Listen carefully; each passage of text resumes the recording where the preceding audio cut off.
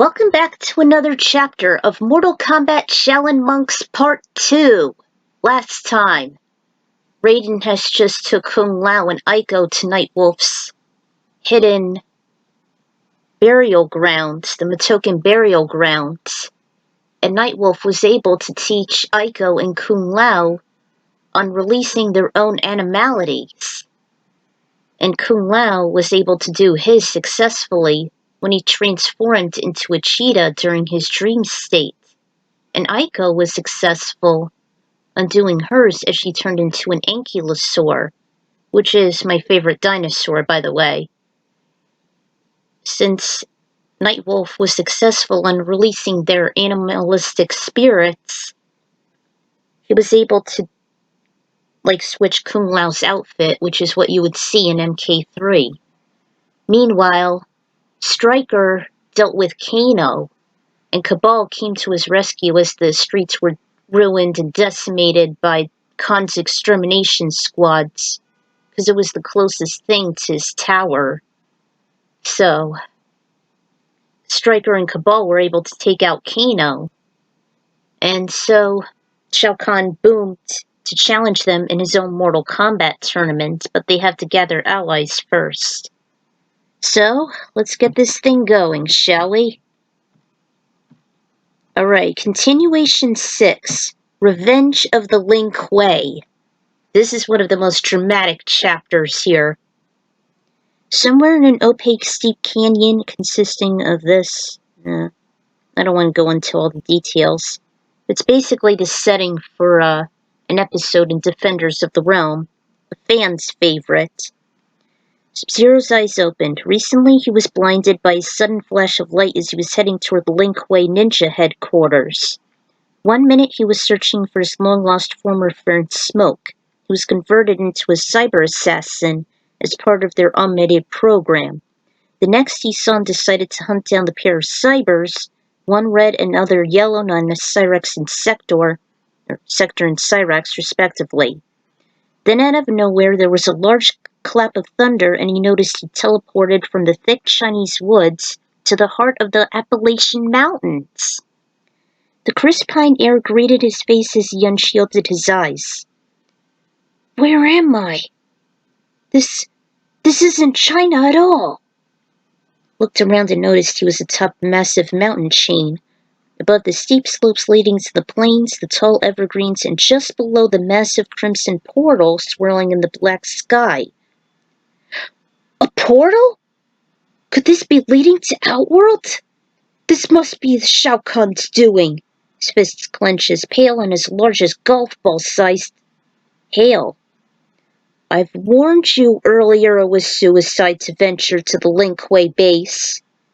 It was Raiden, sure enough. Raiden! I was looking for Smoke. I feared the cybers might have. He is fine, Sub-Zero. I have teleported the both of you away from that accursed place of torture, although it did cause some of my own vitality. What? Your powers?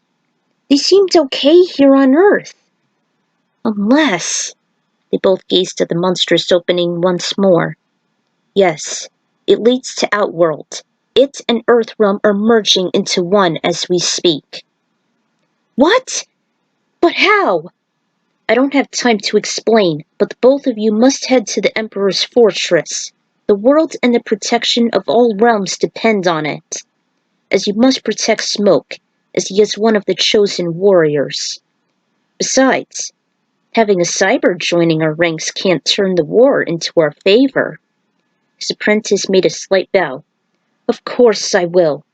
I'll defend my friend with all my life. I swear on it. Go quickly. He should be over a peak or two. If I'm correct, Oniro may be on his 6. Oniro? Just hearing the name of the corrupt Grandmaster made his blood boil. I shall be on my way. Hold on, Smoke! Utilizing his cryokinesis, making ice slates, he slid before the Thunder God vanished. Meanwhile, Kung Lao, Aiko, and Nightwolf abruptly looked up within their small camp. They were just about to train her heart powers more, but the young combatant was just as spooked. What was that? There's not going to be another thunderstorm, is there? I'm an astrophobic, by the way. No, if it was, there would have been some moisture, in conjunction with dry air combining with the ions. I hadn't felt my skin tingle yet. If it's not an impending storm, then it must be Raiden. If so, he is in desperate need, and perhaps found another ally. Relax time is over. We should start moving. The immense darkness shouldn't be too far now. The group set up. The flames died out. Whew! Did you feel something? The same sudden frigid air hit both Nightwolf and Aiko. She wrapped her arms around herself. Yeah, I guess the merger is causing some unpredictable weather. That triggered a memory, which Shang Tsung conjured an elemental orb manipulating all forms of nature and draining Raiden's powers in the process. The token rose a hand. No, it's not that. I see something in the distance, about 50 kilometers away. Something pale blue in those woods down there. The Rice tried to adjust through the darkness, saw a streak of what seemed to look like ice. Sub-Zero! Lai and Aiko chorused, but Nightwolf then warned they must tread carefully as they're now on rough and dangerous mountainous terrain. They followed the trail toward those thin and bright slivers of ice. Sub-Zero continued to shred through, and there's the endurance, and the stubborn, sharp material barely made a prick. A volley of black feathers interfered his vision. He heard a familiar low screech emitting from that same predatory bird blending in with the sky. Only some of his white plating were still amongst the bleakness. Oniro! Without hesitation, the Lin Kuei fugitive was on hot pursuit. He soon came across a thick trail of smoke, and he knew precisely whom it belonged to. His old friend was about to meet his first and untimely death. It wasn't quite out of hatred and vengeance, but rather determination and a feeling he never thought he'd feel till now. Fear. His mind reflected on Katana's warning that self-doubt can be just as deadly as any external enemy. He even managed to hear the Overlord's voice coming through the air like a dagger as he peeked over some rocks in a flat plain below. Smoke! You vile traitor! You blatantly disobeyed me and the Lin Kuei by saving another double-crosser, and all you did was turn tail and run instead of reporting to base and completing your mission. Now, your tail shall permanently be between your legs. I will force you into resubmission and make you work as our own cyber once again. Pardon me if I'm doing the voices right. I try. He will never join you! Sub-Zero blasted a blizzard toward his arch-nemesis next to Scorpion. He was his utmost adversary. Can you blame this guy? Following the bone-chilling air, the trio wound up near sharp mountain slides. There's a clatter of punches, kicks, rustles, the usual. Nightwolf and Aiko recognized it was their icy ally fighting at the summit. By the time they reached a sharp peak overlooking the same flat area, Oniro seemed to have the upper hand, even shifting between different forms. Smoke just stood there, as if he was frozen in ice but rather having a freeze of a flight nor fight mechanism. Nearly wished he'd be his human self instead of dreading on returning to Lin Kuei and assimilated against his will, or worse, lose Sub-Zero forever at his mercy. Kung Lao was desperate to get involved, as he felt he owed him one since the ninja, while looking for his lost elder brother, helped Lao through the wastelands, just as reconstructing a wrecked boat, making a wall of frozen blood, and fending off the Tarkatans before the heroic Shaolin faced Goro. Which is in Shaolin, monks. I tried to connect two and two together. Aiko halted him. No, wait! I got an idea! Sub-Zero was fighting a losing battle, even resisting his ice beams, having blinding evasion, animalistic skills from his raven, panther, and draconian forms. Kung Lao tackled him as the latter with his cheetah animality. He seemed to have outmatched Oniro's speed and agility. However, his fire breath, swift claws, and sharp tail provided him quite a challenge. They were equally fit in using their powerful swift claws till Lao leapt around Oniro, conjuring a spinning vortex. The velocity was enough to hold them back until the warrior charged through, tossing Oniro back and hitting the vortex, making him fall. Due to him being new to the ritual, Lao's animality didn't last long. The Shaolin's senses sharpened as his eyes cleared, as if he woke up from a dream. Kung Lao looked at himself and saw he changed back, complete with flesh and his weak organic attire, though he still put up a fight, even with his razor-rimmed tat, which Oniro caught with sharp precision and threw with ease. Lao leapt and stopped it with its recoil. He was still dazed as Oniro knocked him a few feet toward the edge of the precipice. Lao was still stunned, and the Grandmaster just had enough strength to kick him off. From the distance, Aiko's voice just broke through the thick air like a blade. Kung Lao! There was nothing but silence accepting the Grandmaster's snicker and triumph. Unfortunately, his victory was short-lived as he had the wind knocked out of him by a sudden kick at the back of his neck. The cunning monk just teleported to the top of the cliff. Oniro backed away, hunched over in deep pangs of pain. Moments later, he morphed into a raven, which his flight pattern was slightly awkward due to his injuries. Seeing the sight of the cowardly fowl, Lao growled through his teeth. "You're not getting away!" He spun so blindly fast that he created a vortex. The predator screeched as if it was being pulled by Lao's tornado. He flapped his wings faster and harder, desperately attempting to escape the violent singularity. Aiko saw the display too, remembering her past experience and helplessly watching the fray between the warring Lin Kuei, 4 against 1, her eyes fixated onto him, reminiscing on his hawk transformation and surviving by fleeing, never seeing him for another day. She raised her right hand and clenched it with all her strength as if she was squeezing a tomato. In fact, the internal organ was being constricted, slowing down Oniro's flight path and descending slightly. He felt as if the oxygen was being drained out of him.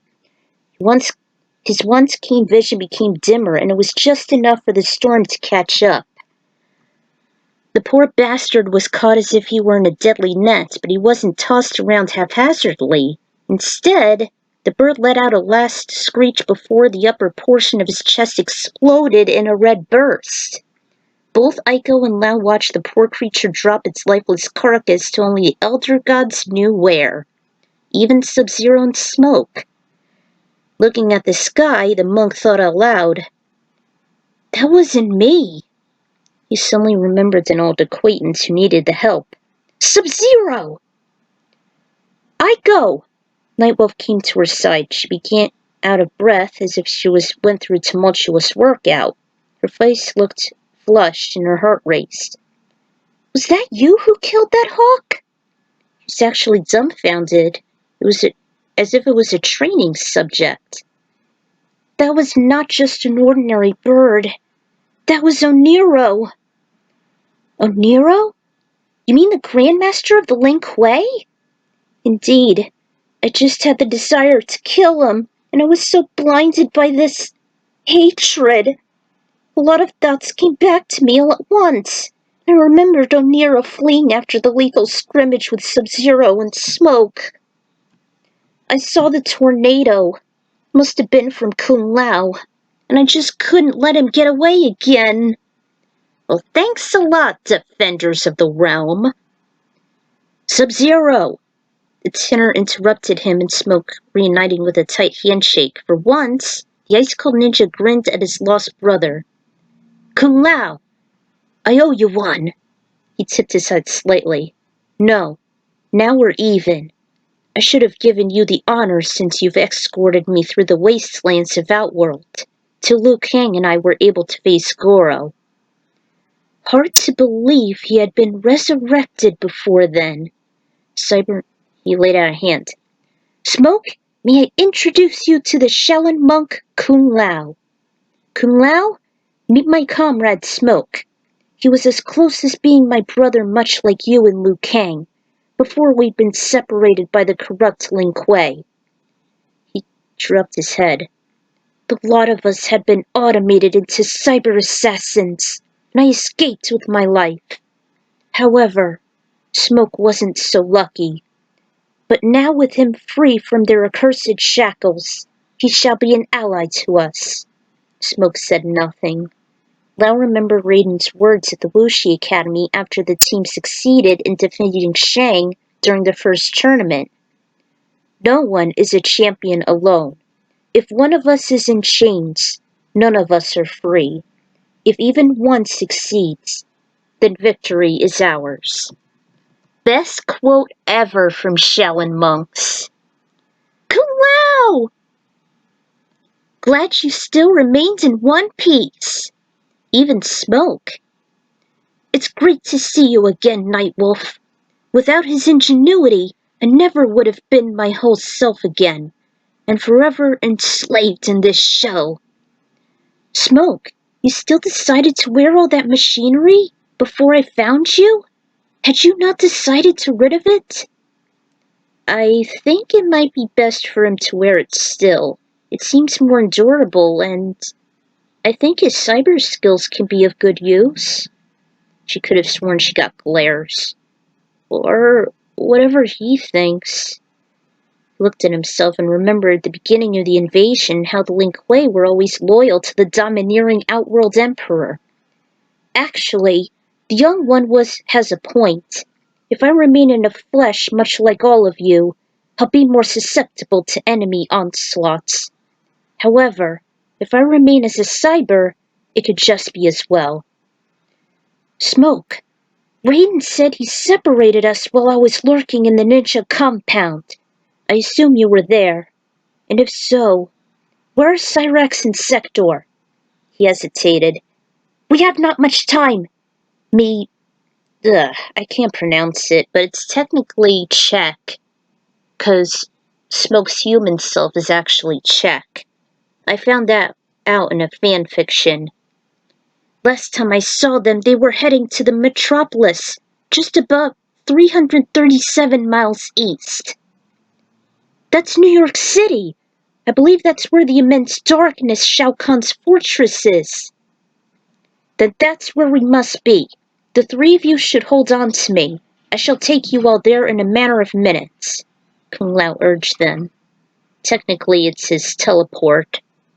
God knows how far it can go, but that's just a guess.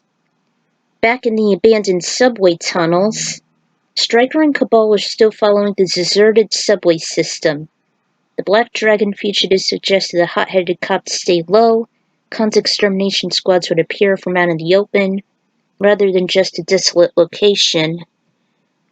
With Kano out of the picture, the journey seemed to give Cabal comfort. How will we know where our friends are, metal face? Simply responded.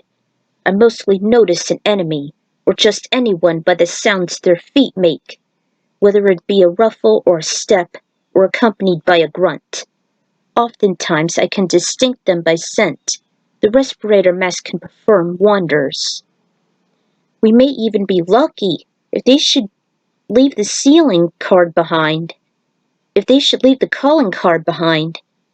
He wished he had left his communicator activated, if only the combatants' cave hadn't been submerged during the merger.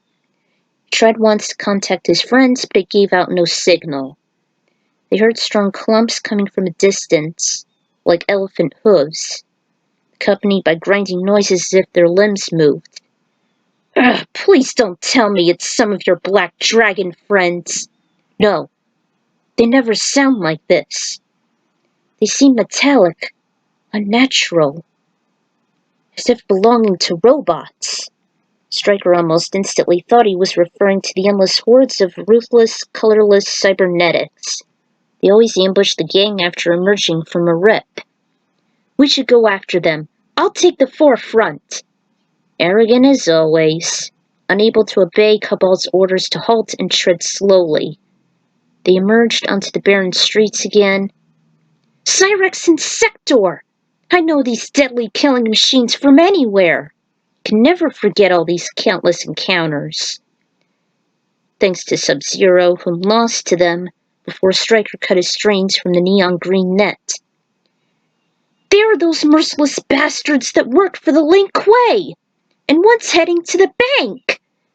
For once Cabal let Stryker take the lead, he hollered for Cyrex to skid dead in his tracks. Instead of surrendering, he simply faced the duo and dropped a few steel bombs. "Cabal, heads up!" As the officer ducked for cover, the strangers just stood there as the bombs exploded, unscathed and unfazed. Smoke cleared, took out his gun, fired towards Cyrex. The bullets bounced off. Figures. Stryker closed in for the kill. Unfortunately, he became bound by the same olive net. He was trapped, he was at the cyborg's mercy, he struggled, couldn't break free. And it was none other than Cabal, and he braced himself with his pair of long hook swords. Cabal crossed them as he challenged, "Prepare to meet your maker, cyborg!" Deadly assassin unloaded more bombs, seemingly activated and rolled a rotating ground blade which decimated them. And this is the bank stage, in case you can't tell, which transitions to the roof, and again, you can actually see Khan's fortress in both sides. Interesting, I gotta say. So, could have sworn Cyrex would have been opened and released his energy web. Thanks to his swords, he broke free. There's spot-on kicks and punches, yada yada yada. Their best chance was to lead Cyrex onto the roof. As if hearing his input, Cyrex unleashed another green web, sent his opponent flying through the stone wall with a single powerful uppercut. And we're on the roof stage. So, I took a lot of inspiration from MK3. Really good. Very underappreciated nowadays. It's not as good as the reboot. I'm sorry to say. Can't believe it. The rumors are true. I hope not. The reboot's getting a remake. Ugh. Anyway, there's Cabal. I don't feel like reading all of this, but you can if you want. They received blow after blow, till Cyrex's body began to emit the smoke in short circuits. And apparently Cyrex is losing. Controls his pistol drawn, he hardly noticed the mechanical roar as Cyrex fell to the unforgiving concrete below, just inches from the central window overlooking Khan's fortress. The thud startled the cop for once. Cabal landed on his feet several inches away, though there was still one other robot they needed to shut down. It was Sector. And as you know, Sector is a cold-blooded assassin, so he's a lot more tougher. Sector met up with the unfortunate humans. Cabal took over. Stryker just sat this one out. Destruction was fatal. It was just enough noise. And needless to say, Cabal hardly had a chance. Aiko held her ears. Smoke stepped closer and used his infrared X-ray vision. Made out as two humans, but he instantly knew the assailant. "It's Sector! Sector!" Sub-Zero was enraged. "I should have known it would be him. Sector was born and enhanced as a cold-hearted assassin. He was the first just before Cyrex to be automated, without any relent. He never even questioned the conversion process. He functions as a deadly weapon of destruction. I must face him. No! Sector fights without any honor. He won't hesitate to take you down. As long as the Lin Kuei are out, and if the cyborgs are separated, there's a chance. Forgive me." Smoke went after Sector. "I must go after him. He needs my help, or he'll perish." "Go. We'll be right behind you." Alright, Impacts left by Sector were too much for Aiko and her sensitive ears. Can't stand the excruciating blast. Even worse is that it repeated double time as Smoke countered Sector's warheads. 'Cause, Smoke had the same moves as him, if not better. Even the aerial flip. So, they were evenly matched. He was shocked to see he was just as superior. This time it shifted to who was the better cyborg. So basically, they're at a standoff. And as you know, Smoke has similar moves to Sector, so if not a little different, a little better. Nightwolf asked Aiko, Aiko, can you use your cardiokinesis to weaken the cyborg? I'll try. Chaos was just too much to bear. Sorry for the interruption, guys. I ran out of time. Anyway, where were we? Oh yeah, here we are. Like a persistent, slippery fish, he kept mishandling the target, for Aiko. Her hold just kept on missing. I don't think I can do it. I keep slipping and can't keep a firm grip. The attacks are too much. Her face flushed and her eyes squeezed shut to hold back perhaps a tear or two. Memories of her dystopian future rushed back to her as powerless as she was before. She then felt a firm hand on her shoulder. It was Kung Lao. Maybe your strength alone isn't enough. But with the strength from your friends. He then remembered Raiden stating that Aiko relied on Kung Lao and Nightwolf as anchors to her buoy, and her utmost trustworthy comrades. The shaman followed Kung Lao's lead. He then made a slight grin. Focus, Aiko. Let your heart guide you. You can do it. With the two guys giving her comfort and support, she retried as she gazed upon the two robots. Her right hand stuck out again, and this time she felt a stronger pull. Test your might. She then followed Sector's moves, never losing sight nor contact. Her arm began to warm as blood began to rush to her palm. Then it almost felt like a magnet as the field attached onto the deadly robot. I got him! Good!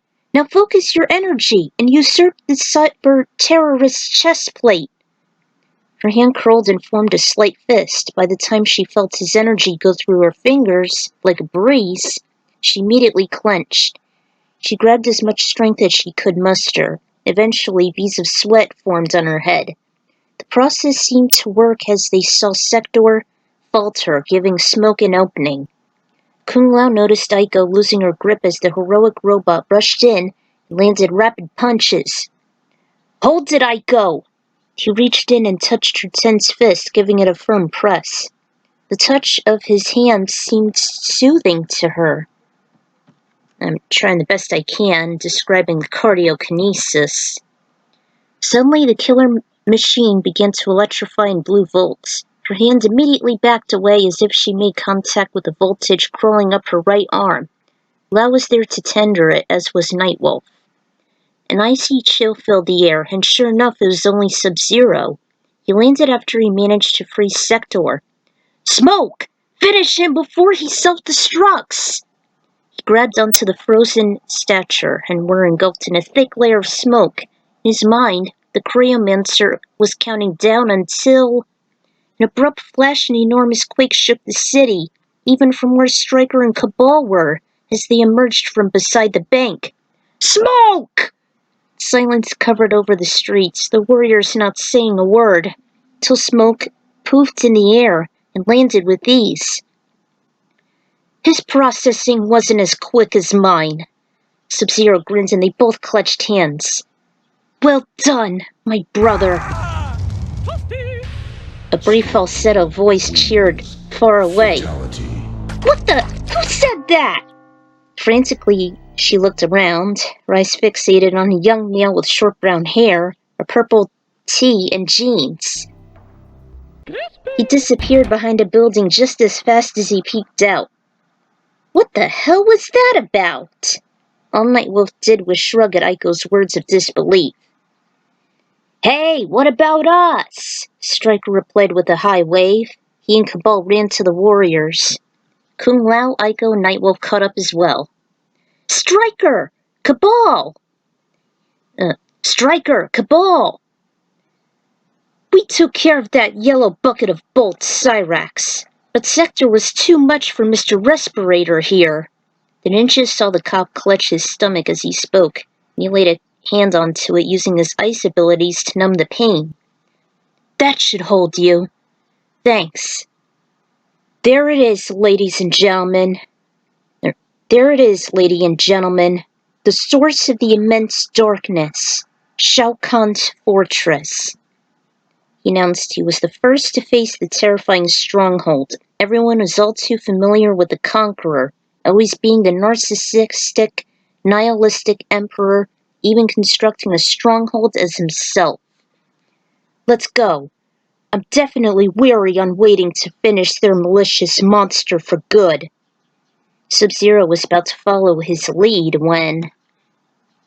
Wait, what about Liu Kang and Katana? Sonya and Jax? Last report, Sonya and Jax were at the West Coast. They were unable to save Johnny Cage from Khan's extermination squads. Let's hope they'll still be willing to fight. This isn't the time for mourning. Cabal, remembering how the cold agent warmed up to him, especially involving his severe handicaps, Sonya. Yeah, especially with so many civilians on the line. We must go now. Striker didn't hesitate, always being the lawful good and one of the first witnesses upon the merger. The group had a surprise attack from above. A huge lightning bolt struck the team. Everyone looked up and noticed several shadow priests. Stay sharp! This is indeed Khan's territory!